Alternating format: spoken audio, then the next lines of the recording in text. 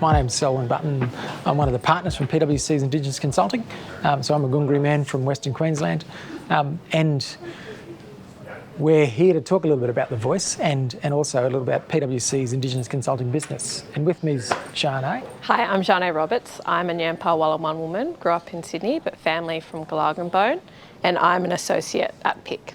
So just a short clip to start us off, give us a bit of background around where the whole concept for the voice has come from. As most of you might know, at the end of this year, more than likely in October, there will be a referendum.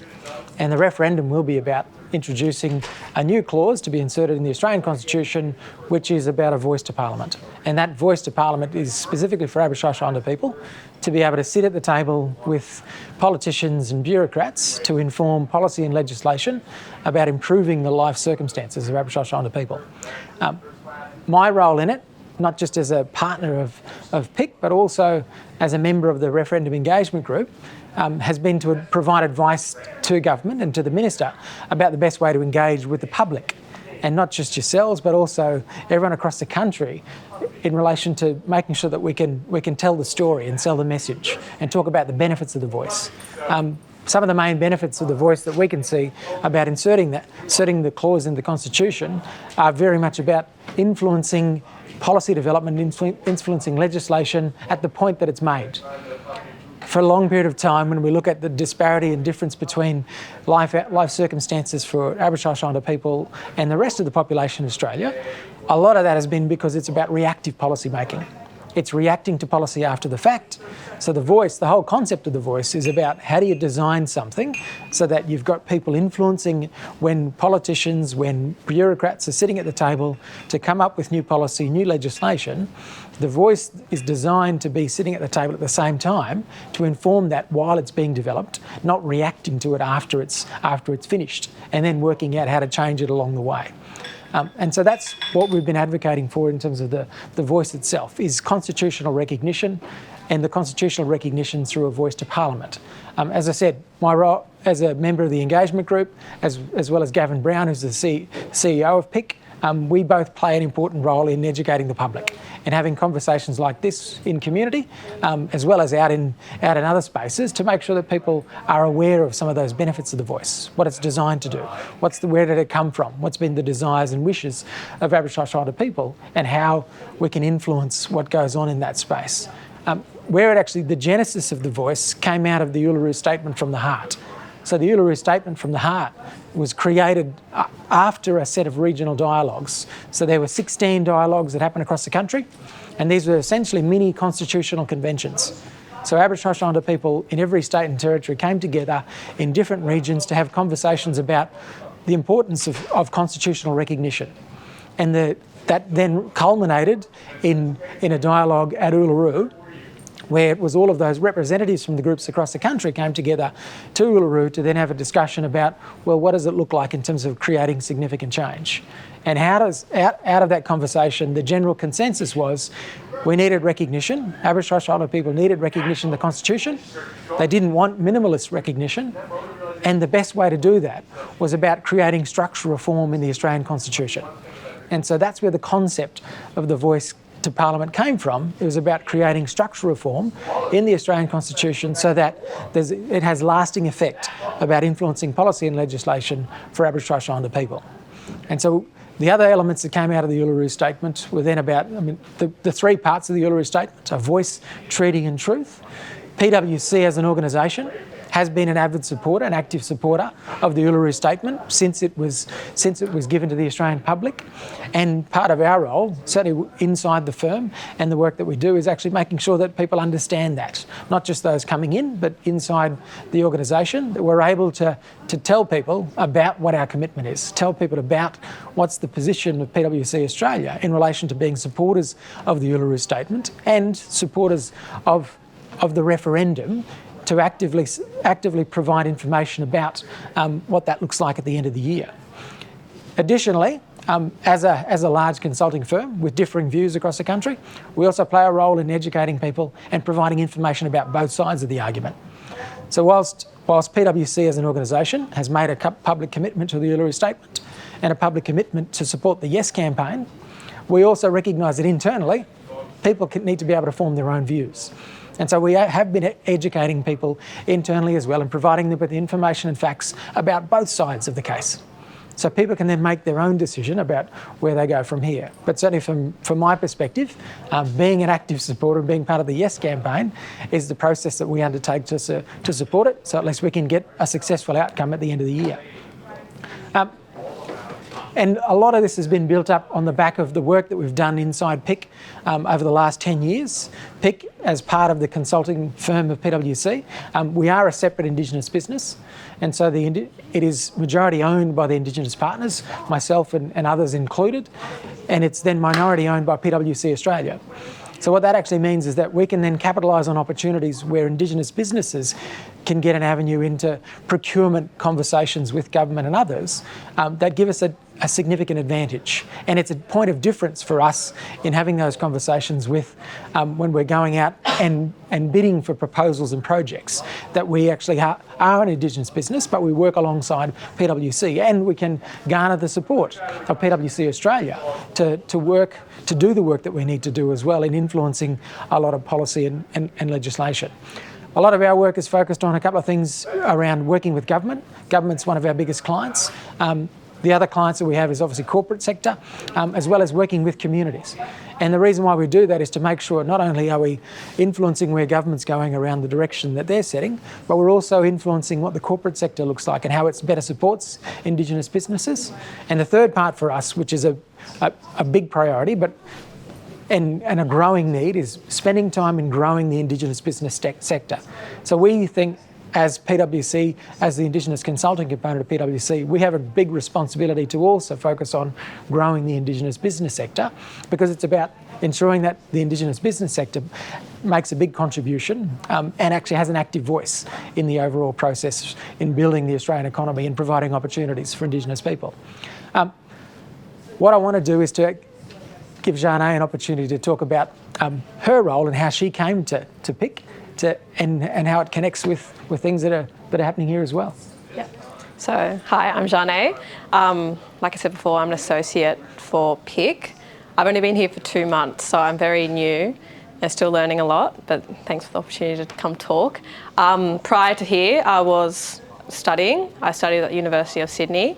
I did physio for 4 years because I always wanted to help mob and community, but for a long time, I thought that was in the health space. So when I started realising that I am always passionate about community and justice, I started realising that social, legal and educational spaces is where I kind of was more passionate about. So I dropped out of uni and dropped out of physio and transferred to a socio-legal and Indigenous studies degree. When I was there, I worked casually, and I also did a number of internships. I did 3 internships, one being at Department of Premier and Cabinet and one at Insurance Australia Group. With that, I was able to build networks. Opportunities like this came about a lot. So I was able to kind of understand where I wanted to go.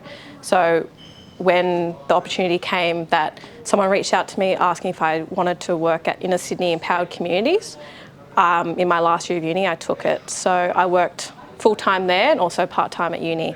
So my role there was I was a project officer for the La Perouse and Redfern Aboriginal Community Alliances.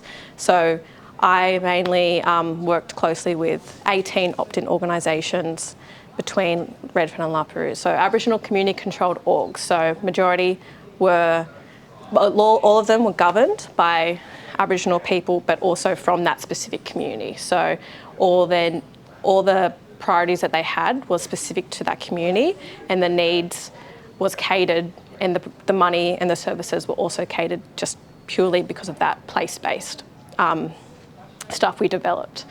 So I started really getting passionate about nation building, providing economic development, and realising that place-based and regional and local voices are obviously important because communities across Australia aren't all the same. So I particularly got interested in building capability of Aboriginal community controlled organisations.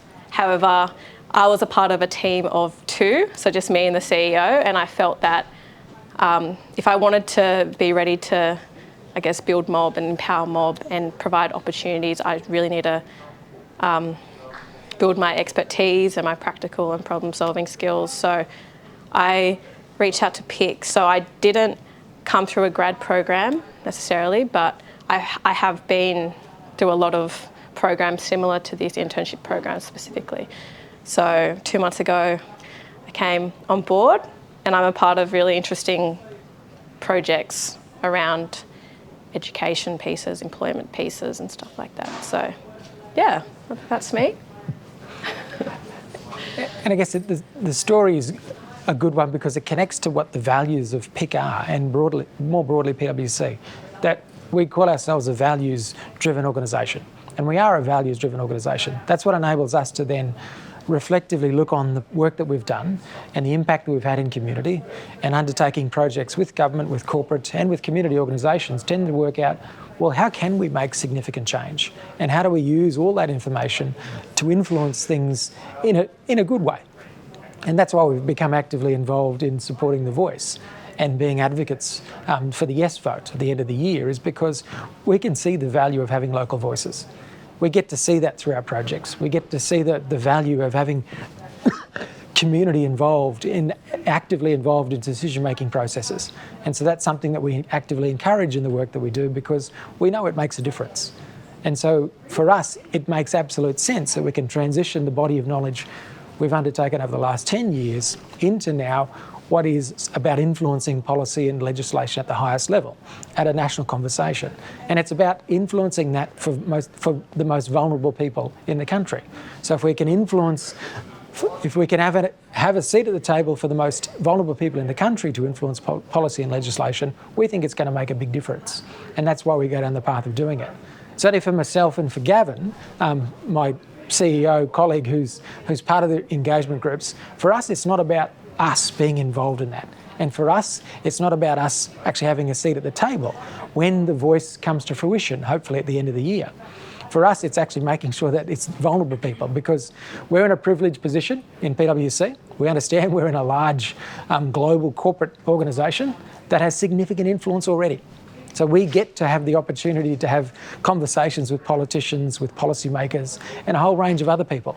And people will listen to PwC because of the size of the brand, and because people pay attention to PwC. But that's not the point of why we're doing the work for The Voice. We're doing that and using that influence to then shape what the conversation needs to happen in community, to say, well, it's got to be a voice for the vulnerable, not a voice for us. We already have that voice. So how do we make sure we can do those things for the betterment of people all across the country? So that's a little bit about, I guess, us and the values of PwC Indigenous Consulting, and our role that we're playing in The Voice, in the referendum process leading to the end of the year. We will open it up for questions. Do you have any questions at all?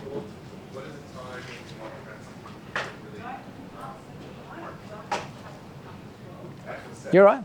Yeah, again, my name is Adi. I studied law in Adelaide and I moved here about a year ago. The First Nations topic is not something new to me, because we had some topics that we have to study about First Nation people. Right from the beginning, we learned about 1967 referendum. Yep. The Voice is not new. The reconciliation era. But in terms of influencing government policies, as we speak about big organizations such as PwC, my question is, while PwC has some voice in it, like significant impact to influence policy changes, but what is your point of view in terms of the political will of the government instead of just being rhetorical? Yeah. Thank you. And look, it's a good question and an interesting one. And just on the back of we had a partner conference. So all the partners in PwC Australia last year, we all went down to Hobart, to Tasmania together. And one of the challenges that our CEO put to us all sitting in the room at the time is that if we actually want to have some impact and influence around the place, then we've actually got to be having conversations with politicians and be open to having conversations with local members, with ministers, and a whole range of people that are in politics. Because unless we're doing that and actively having discussions about the things that we're learning from our work, and we're seeing the insights of the projects that we undertake, then we're doing government a disservice by not attempting to shift their thinking and support them in their thinking by providing new ideas. So the challenge that Tom essentially put to all the partners is that if we want to influence things and we want to see change, for the better, then we've actively got to get involved in it. And that involves going and having conversations with local members, with local councils, with local ministers to ensure that they're hearing the views of PwC from a range of people about a range of topics. Because if we don't do it, then what happens is generally governments will go away and make policy in a vacuum without hearing thoughts and without hearing perspectives of those out in the public domain. Yes. Will the voice enable First Nations people to have a say on issues that aren't necessarily Indigenous specific issues, like say on climate change and etc.? Yeah, look, so the idea is, certainly the idea is that the voice is set up to focus on those significant social policy developments about influencing change for First Nations people. That's the concept of the voice. But there are other things that are attached to that in relation to where can First Nations people, where can Aboriginal Torres Strait people make a difference and a positive change in policy development and legislative development for all Australians. Climate change is a significant one, where you've had Aboriginal Torres Strait people living in this country for 60-odd thousand years. I'm sure there's some learnings that'll come out of that to influence policy development around climate change. So it's how do you learn from the experiences of people that have been living in this country for over 65,000 years that can then influence policy and legislation that informs, I guess, a better Australia for everybody. So for me, it makes sense that you think about some of those things where the voice is going to play a role in education. Yes, it's going to play a role in influencing health. It's going to play a role in influencing employment and economic outcomes for Indigenous people. Those things are, for me, because they're part of social policy development, they're a no-brainer. But then it's also about thinking in relation to climate change that, yes, absolutely, they should be playing a role as well.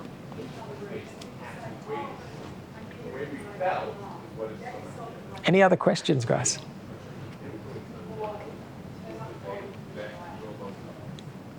Try to tell stories then. You try to tell stories construct.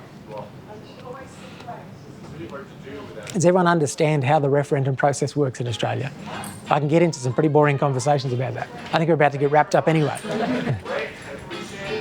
So look, thank you very much for coming along and listening and asking questions as well. And best of luck in your career journeys. Thanks, guys. See you later.